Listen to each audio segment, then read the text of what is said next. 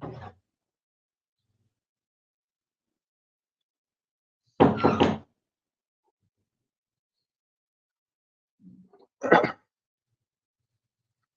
welcome MNT News Network viewers. Today is Sunday, the 5th November, and we are discussing the democracy, Indian democracy, how it can be made successful, and what are essential requirements of democracy in India, and particularly with respect to the ruling group and opposition group. Both we have seen since independence, and they have played their role, but we are not in a position to say that Indian democracy is a successful democracy yet. So now we are going to discuss today the various factors which have led to failure of democracy in India, and what is required for a successful democracy in India. Particularly the Mulnivasis of India, they are committed to success of Constitution of India, that is the democracy of India. So today we have with us the highly experienced and knowledgeable intellectual, ideal B.D. Borkar Sahab, and he has been national president of this BAMSAFE, Mulnivasi Kalyan Mahasangh, and national president, People's Party of India Democratic. And so he has experience of a missionary field, he has experience of employees problems field, and now he is in the political field. So he is the best person to analyze this subject of what is required for successful democracy in India. The subject is based on the solution that it is the Mulnivasi political party that should be in the opposition, and also the same Mulnivasi political people should be in the ruling chair also. So these two sides are required for successful democracy. And I invite B.D. Borkar Sahab on this subject. Sir, Borkar Sahab, welcome to Jai Mulnivasi.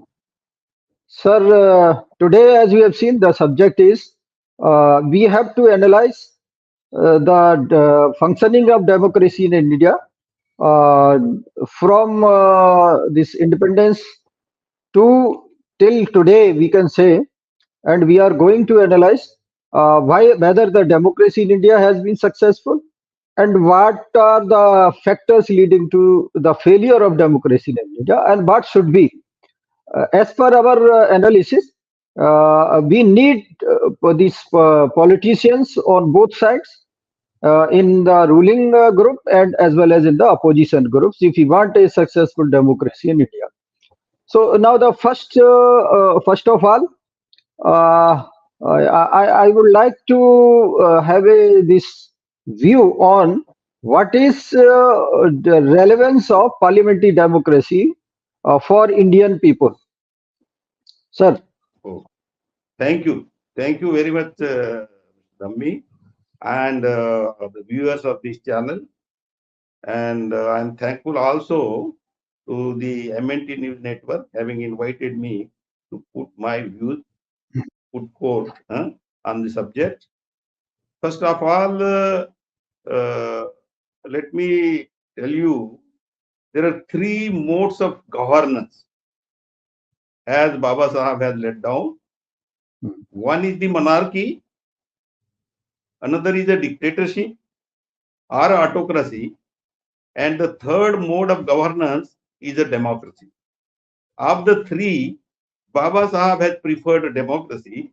The reason being, in the monarchy, the whatever monarch said, that is the law, And even if he is wrong, one has to accept that whatever he says is the law and it is binding on all. As far as the dictatorship is concerned, the Baba Sahib has already said it is another, although it is called as a dictatorship of an individual, or also it is called as autocracy, but it is more or less a democracy where again the decisions are made by an individual and they are binding to everybody in the country if the country is governed by a dictator or by a autocrat. And therefore, Baba Sahib has rejected these two modes of governance, namely the autocracy and the monarchy. And he has preferred for a country like India, where the people of the different caste, different religions, coming from the different region, having different languages. So Baba Sahib has preferred a democratic mode of governance. And among the democratic mode of governance also, of the two, there are two types of democracy. First is the parliamentary form of a democracy, and another is a presidential form of a democracy. The Baba Sahib has preferred the parliamentary form of democracy. If you want to know something more about this parliamentary form of democracy, then we can discuss. Thank you, sir. So, the other area that we are leading to is that in India we have various social groups, or we can say social this segments, religious and caste and language and so many and so on. So, what we can see that what kind of governing class should be for seeing the success of parliamentary democracy in India. See, why the parliamentary democracy has been accepted? Because in the parliamentary democracy, the power is with the people. Even in the presidential form of a democracy, once the president of the nation is elected, then he is having the sole power with him. Whereas in the parliamentary form of a democracy, the power is always with the people. In the sense, the whenever the representatives are elected in the parliament, and if they are not functioning as per the dictates of the constitution, then there is a role of opposition. And if opposition opposition tables no confidence motion in the government, then that government can go out of the power. So Baba Sahib has said at one place, the government is always on the anvil in a parliamentary democracy, whereas it is not so in the presidential form of a democracy. In the presidential form of a democracy, once a president is elected, he rules the nation for entirely a period defined for him. Say in a say in USA, he rules for 4 years. In other countries, maybe even 5 years, that I am not aware of. But in the parliamentary form of democracy, Baba Sahib has said the government is always on the anvil.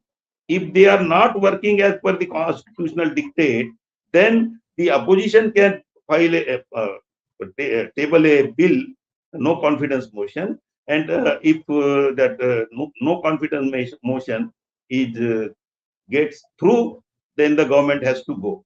So that is why, and if the government has to go, it is because of the representative of the parliamentary democracy, or the Parliament. representative of the people through opposition parties. They are, in that case, at any time, the opposition can table a no confidence motion. So this is the difference between the two. Now, so far as the Right, sir. India is concerned, so far as India is concerned, why parliamentary democracy? So if you if and whether it is a successful democracy or it is a failed democracy, on these there are definite views expressed by the Baba Sahib. In 1951, Yeah, right. when Dr. Baba Sahib Ambedkar has resigned from the cabinet of Mr. Nehru, Hmm. and he has delivered a speech at Pune. Bar Council of Pune has invited him, and there he delivered a speech, very important speech. The very title of the speech is Condition Precedents for a Successful Democracy. If in a country, if democracy has to succeed, what are the preconditions? And Hmm. in that, he said, for a successful democracy, if the democracy has to succeed, then there should not be a vast gap between the income of the people. If there is a vast Right, sir. gap between the Hmm. income of the people, then he said there is already a seed of a bloody revolution, because the people who are denied their basic rights, in the sense, if there is a vast gap and even they cannot get 2 square meal, there is every possibility that all those people will revolt. Even in the democracy, Hmm. all those people will revolt, and if they revolt, it may lead to a bloody revolution. So that is why that is the most Hmm. important condition for the success of a democracy. Uh, Then right, sir. second I thing think he you are said, referring. there should be. Uh, I yes, think you are referring to the let me get preamble. you. Okay. I am referring to. You are referring to I am referring to. the objectives and envisaged in the preamble of the Constitution. That is very correct regarding Uh, economic equality and yes, yes, economic justice. Now the issue yes. is whether in one election it comes one coalition or one party, in other election it is the opposition or opposition coalition that comes to the power. But now we are seeing that the democracy, much talked about, of its success all over the world, but in reality we know that how to what extent this is successful. So whether it is one coalition or the other coalition, whether in ruling coalition or opposition coalition, how do you visualize the role of the opposition coalition uh, What I wanted to tell attributing you to on this the issue, yeah please. some problem. What I wanted to say on this issue, see, in a democracy, when the constitutional values are framed, and there it is said the justice, social, economic, and political. And in that also, if you go through the last speech Dr. Baba Sahab has delivered in the Constituent Assembly while presenting the Constitution to the nation, then he said, the if the political democracy, which is of course a parliamentary democracy in the Indian context, if it is not used to establish a social and economic democracy, then the very same people who have framed this political democracy, they will blow up the structure of this political democracy. So the very objective is very clear there, that the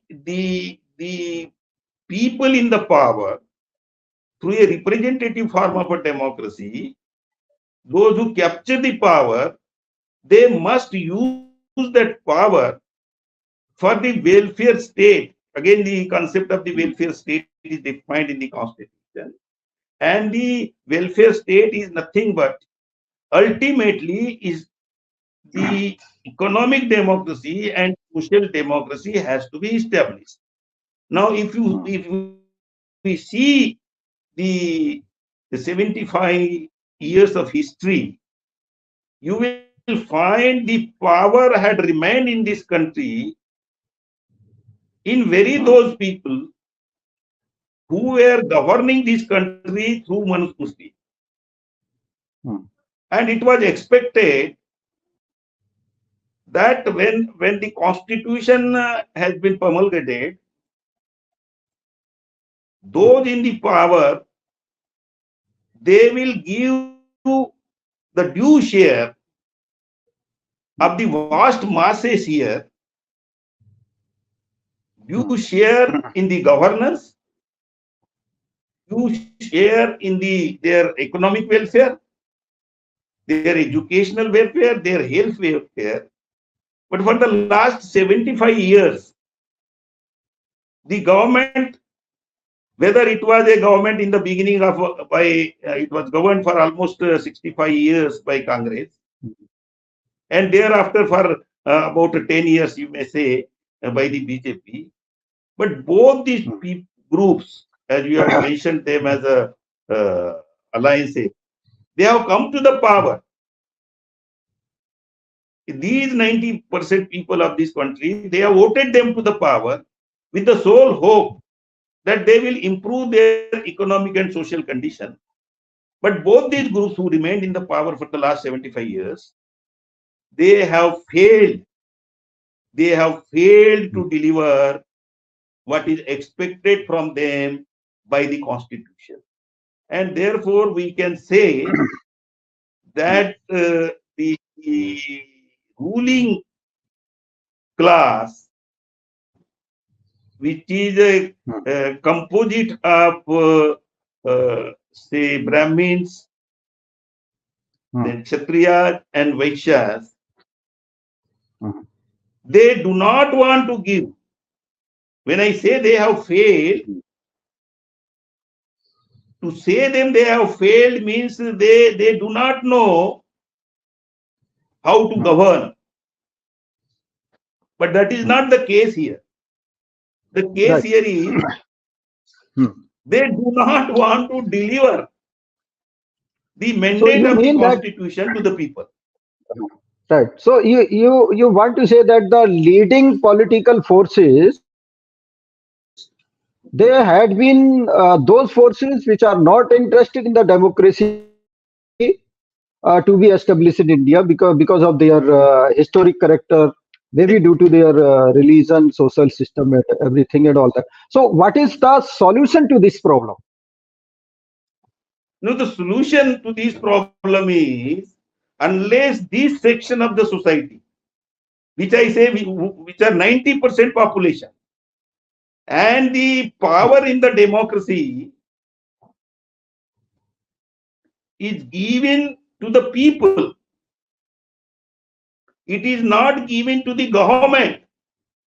The power is with the people, and through the power of the vote, which is given to the citizens, whoever has completed 21 years then, and now 18 years of their age, the power is with them.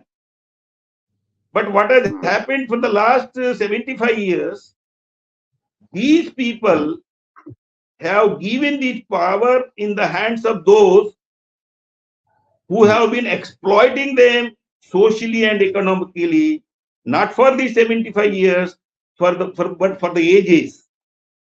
So this is because they were ignorant about the power of the vote, which Baba Sahab has very laboriously achieved for them, not only in the 1950 in the Constituent Assembly, but as early as in 1930, when the Second Government of India Act, the act which was being framed for as a constitution for India in the British Parliament, at that time itself Baba Sahab has pleaded for the adult franchise, to which the Congress party, when it was demanding a home rule, the Baba Sahab has clearly said in 1930 that unless the adult franchise is given to the Indian citizens,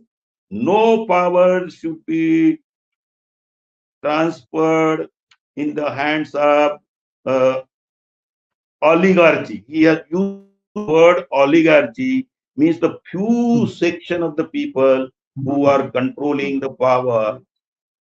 earlier to the constitution, and hereinafter the power should not be given to them. So what has happened for the last 75 years, these people, due to ignorance, they are electing their representative either from the Congress or from the BJP or their alliances. One is an NDA alliance, and now recently they have formed a India alliance. So I do not expect that if they have failed to do and consciously do not want to give the due constitutional share to the people, so I don't think anything can be expected. And therefore, I feel that these 90% masses, they should understand, and they should send their true representative in the parliament or the assemblies of the different states.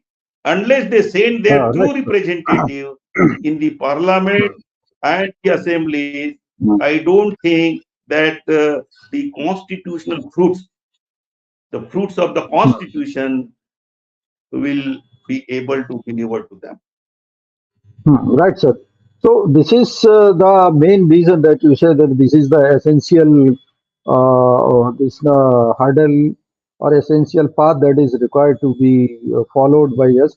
Now the problem is that the majority of voters in India, they belong to these communities which we have referred to, SC, ST, OBCs, or we can say they are Aboriginal Indians.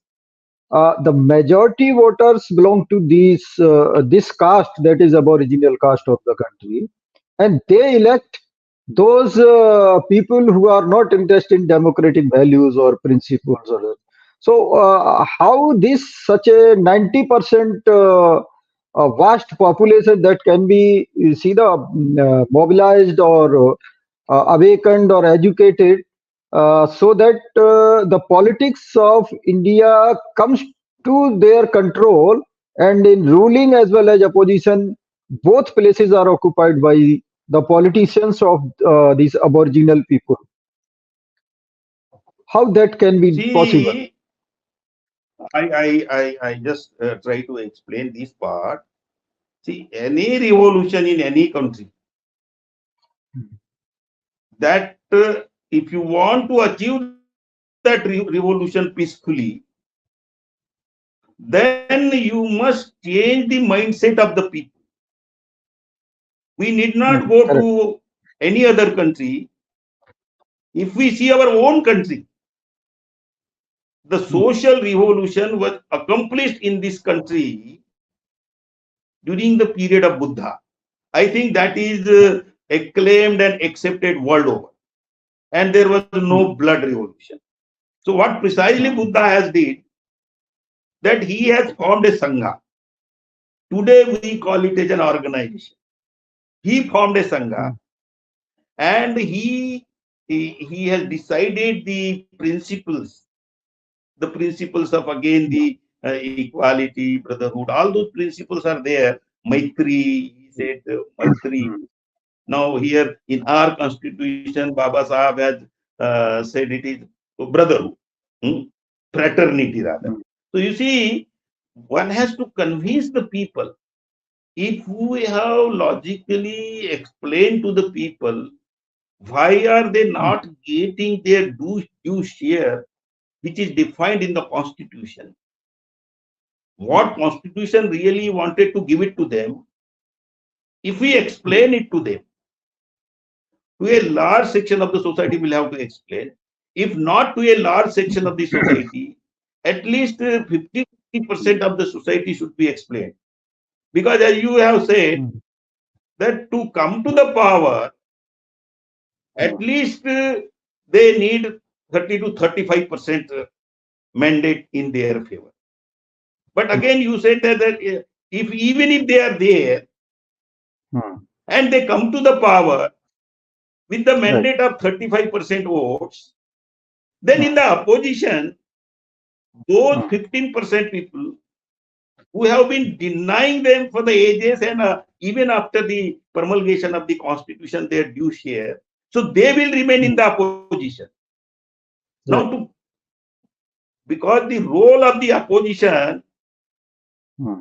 in the parliamentary democracy is a constructive opposition. Now, what is this constructive opposition? Hmm. Constructive opposition means for a welfare state, the ruling Hmm. party as well as the opposition party, whenever the Hmm. interest of the citizens of India are Hmm. concerned, then Hmm. they should, even opposition party, if the ruling party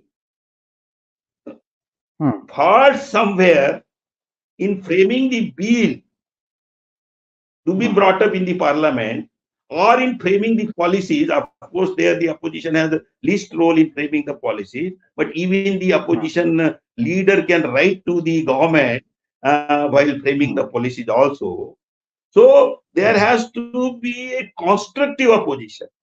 Now, if those 15% people who have been denying for the ages and even after the promulgation of the constitution, they Hmm. will, for the sake of opposition, they are going to oppose to a Hmm. party of Mulnivasi people come to the power. Hmm.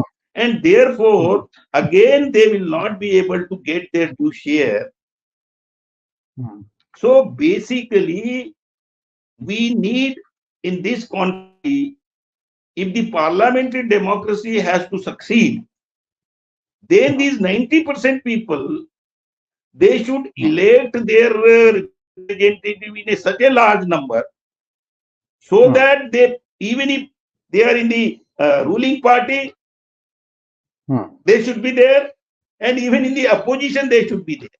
Now, if they are the Hmm. representative of this section of the society, then Hmm. there will definitely, whatever the faults the ruling party makes, because nobody Hmm. is perfect in this world except Hmm. Buddha, Hmm. or for that matter, Hmm. we can Ah, yeah. and Okay, knowledgeable that's. man. So, and Hmm. who are humanists, they Hmm. go beyond the caste, creed, religion, and they try to Hmm. ensure the well-being of the every individual of the Hmm. country people. But Hmm. you see, the country will progress Hmm. because if there is no infighting amongst the people in the country, Hmm. then definitely that Hmm. Social cohesiveness that will make the that will country be used superpower. for the Yeah. building the resources of the nation. Ah, right. Right. That will Now, sir, we are leading to the and final that stage of energy this which goes subject. in the infighting amongst now it is. Ah, right. Okay. Now we are leading to the final stage of this discourse today, and that is that we are Okay. having several political organizations from this Mool Nivasi people, SC, ST, OBCs, minorities, and all that. But and the number of political activist leaders, that is not in hundreds but in thousands. Even then they are not having that this vision to come to the power and capture this ruling as well as opposition chairs. So what is lacking in the politics that they all are playing, and how this can be resolved, or what is in your mind, what kind of political organization we need for becoming ruling class as well as this opposition this force. On this issue, when we We are have having adapted for our country, or we are having when we have adapted a democracy in this country, so the political parties who wanted to govern this country and playing their politics in this country, they must also be a democratic in their nature. If the political parties, if they are autocratic, or if the political parties are dynastic in nature, which is nothing but a monarchy type of thing, then obviously those who are not following internal democracy in the party, I think they cannot rule this country democratically, and that is what is happening. So precisely, the so many parties of the Mulnivasi Bahujan Samaj, as you say, first thing is they are not democratic in nature. They are autocratic in nature. And if the power in the party that revolves around a single person, there is no proper decision making. Whatever that single man says, everyone has to fall in line. Whereas in a democratic nature of a political party, the decisions are made by the participation of the members through their representative in a political fora, and by participation, whatever the lacking is there in the process of making a decision, those lackings and faults are eliminated, and a proper decision is made in the political forum. And once the proper decision is made in the political forum, and if that decision is executed by a political party within the party and for the governance of the country, or to put their agenda before the society, then probably this problem can be solved. So it is the selfish nature of those political parties. Either their leaders of those parties are autocratic in nature or dynastic nature, and therefore they are not in a position. And if you see them, they are mostly either individually autocratic or dynastic, or they are a caste leader. If you see all those political parties who we call them as the parties from the Mulnivasi Bahujan Samaj, they are a caste-based party. The caste-based party is no solution for the advancement of the country and the welfare of the people. That is why Baba Sahab has clearly said, annihilate caste. You have to clearly annihilate caste, and unless that is done, I don't think this country will progress and the welfare of the people will be achieved. Right, sir. Thank you very much for explaining all these factors leading to the failure of democracy, rather parliamentary democracy in India, in terms of benefits which democracy was expected to give to the people. Now, the last concluding remarks from your side, I would like to know about People's Party of India Democratic, since it is almost 5 years this party is functioning after its registration. So, keeping all these things in mind, whatever you have explained, whether you might have taken corrective measures in forming this party in terms of organizational structure, strategy, program, action plan, all that. In ideology as well. So, how would you explain the People's Party of India Democratic as the right path for the Mulnivasis, that is aboriginal people of this country, uh, to capture the political power and also the politics as a whole, whether for ruling group or for opposition group in states as well as at national level as both. So, what are the positives or solutions that you have sought while forming the PPID?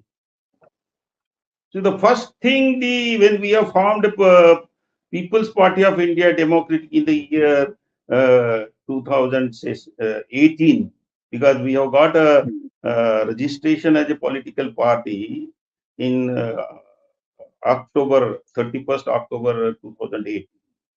Since then, we have put our focus on the democratization of the party. The party's representative are elected at each stage, at the district stage, at the state stage, and at the national level, and that is clearly defined in the constitution of the party. Now, with this, what has happened? The right type of people are getting elected and placed. elected and placed to discharge their responsibility from the various positions assigned to them in the political party. And their basic job is, as you have rightly said, it is objective is very clear. What is defined in the Constitution of India, that is to be achieved. And therefore, as a political party, our objective is almost the same and the similar and the parallel, you can say, to the constitutional objective. Now, to achieve this objective, we have clearly adapted an ideology of our forefathers who were working for the principles of liberty, equality, fraternity, and justice, as against the other political parties, especially those headed by the Trivarnikas. They have least interest. Although they may say that we are working for the constitution, but from their core of their heart, they are opposing this constitution right from the day when the constitution was framed. So that is first thing is our objective is very clear. It is same and similar, you can say, are identical to the objective of our constitution. Then we have adapted the ideology of our forefather, which is again defined in the constitution as the principles of equality, liberty, justice, and fraternity. So that is the ideology we have adapted. And the plans and program is the most important, as I said. The social revolution in this country was accomplished during the period of Buddha, and that is by the awakening the people on the in line with the principles of the constitution, in line with the objective of the constitution. So we have uh, started educating the people by organizing the cadre camps, by organizing the meetings, by organizing the seminars, by organizing the symposiums, by organizing the uh, symposiums and conventions, wherein we are training the people. First, we train our cadres on this line, then we are deputing our cadres in the field, and they in turn organize the camps throughout the country and in the different states, and cultivating the democratic ideas in the minds of the society, explaining them the importance of the vote, the power of vote given to them.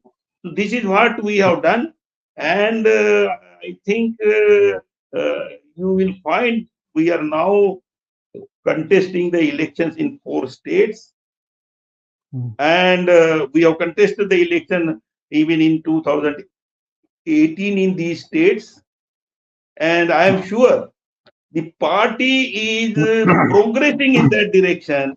And this time, when I am fielding, I am right now in the state of Madhya Pradesh, and in the Madhya Pradesh, when I am going to the debate, there will be a surprising results. This much I can say on this occasion. So we are slowly and steadily moving towards the constitutional objective through our party, and the day is not far off in the life of Mulnivasi people that one day in the government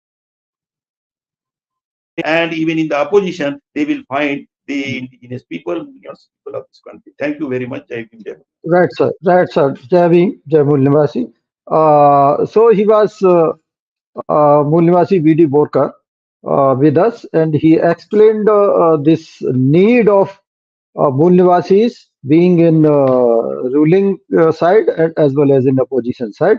I think the viewers they must have got this clear line of political this principles or political need, what kind of politics their politicians should play, what kind of political direction, political agenda, and what kind of political principles should be adopted by all the political activists as well as political parties founded by and working for these SC/ST OBCs, that is the aboriginals of India.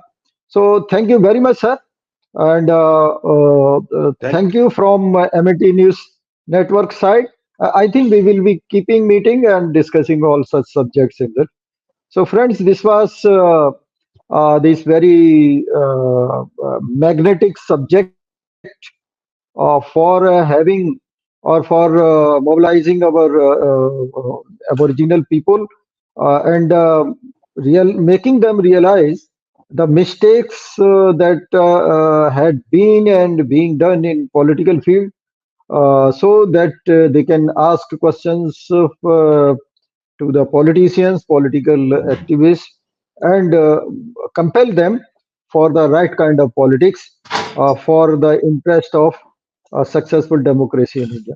So, thank you very much, all the viewers, and expecting a successful politics, a well-directed strategic politics to achieve this goal of successful democracy in India. Thank you very much. MNT news network को subscribe करें, like और follow करना ना भूलें। साथ ही bell icon दबाकर जन जागृति की मुहिम में जुड़े रहें।